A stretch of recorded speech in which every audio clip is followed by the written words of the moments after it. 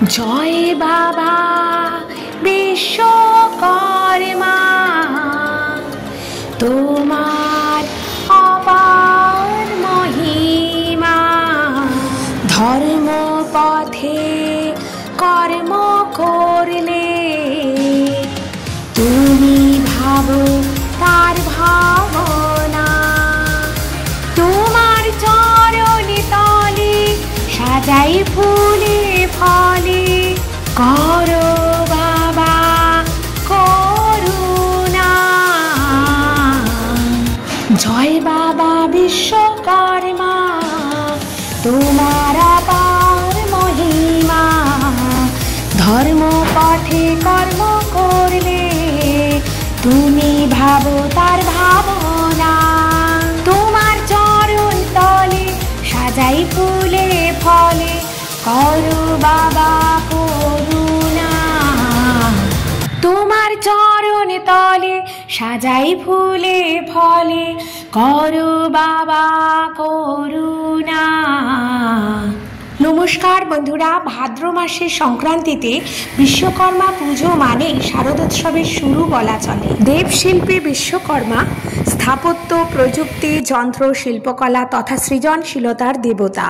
দেবলোকের কারিগর বা দেবতাদের ইঞ্জিনিয়ার বলা চলে তাকে। কৃষ্ণের বাসস্থান দ্বারকা, রাবণের লঙ্কা নগরী ছাড়াও হস্তিনাপুর, ইন্দ্রপ্রস্থের মতো প্রাচীন নগরী গড়ে ওঠার পিছনেও তার হাত। পৌরাণিক কাহিনী অনুযায়ী যুগে যুগে একের পর এক স্থাপত্য নির্মাণ করেছেন যিনি, নির্মাণের সেই দেবতার হাতে হাতুড়ি তো থাকতেই পারে, এছাড়াও আমরা দেখতে পাচ্ছি তার হাতে ঘুড়ি আর লাটাই দেওয়া হয়েছে।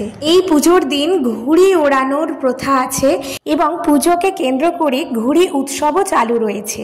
এর পিছনে কারণ হিসেবে বলা যায়, দেবতাদের জন্য তিনি উড়ন্ত যে রথ তৈরি করেছিলেন তা স্মরণ করতেই তার পুজোর দিন ঘুড়ি ওড়ানোর প্রচলন শুরু হয়। তাই এই পুজো উপলক্ষে দোকানে দোকানে রং বেরঙের নানা আকারের ঘুড়ি আমাদের চোখে পড়ে। আর ঘুড়ি উড়াতে গেলে চাই সুতো ও লাটাই, তাই রঙিন ঘুড়ির পাশাপাশি মাঞ্জা দেওয়া সুতো আর লাটাইয়ে সেজে ওঠে ঘুড়ির দোকানগুলি। একসময় বিশ্বকর্মা পুজোর আগে পাড়ায় পাড়ায় দল বেঁধে রাত জেগে সুতোয় মাঞ্জা দেওয়ার রেওয়াজ ছিল। কলকাতার আশেপাশে যে মাঞ্জা সুতো তৈরি হতো তার কারিগরের সংখ্যাও অনেক কমে গেছে। আর বিশ্বকর্মা পূজা ভাদ্র সংক্রান্তিতেই অনুষ্ঠিত হওয়ার কারণ হিসেবে বৃহৎ সংহিতাতে উল্লেখ রয়েছে, গ্রীষ্মের শেষে সূর্য মেঘের রচনা করে কর্মের মাধ্যমে বিশ্বের কর্ম অর্থাৎ কৃষি সংরক্ষণ করেন, তাই তিনি হলেন বিশ্বকর্মা। ভাদ্রের শেষে বর্ষা সমাপ্ত, তখন কৃষিকর্মের পূর্ণতা হয় ও কৃষকেরা ফসলের জন্য প্রতীক্ষা করেন। তাই সেই কর্মখান্তিতে অর্থাৎ ভাদ্র মাসের শেষে সংক্রান্তিতে তাকে পূজা নিবেদন করে কৃতজ্ঞতা প্রকাশ করা হয়। তোমায় করলে ভক্তি সেজন পায় যে মুক্তি, তোমায় করলে ভক্তি সেজন পায় যে মুক্তি, ঘোচাও দুঃখ যন্ত্রণা।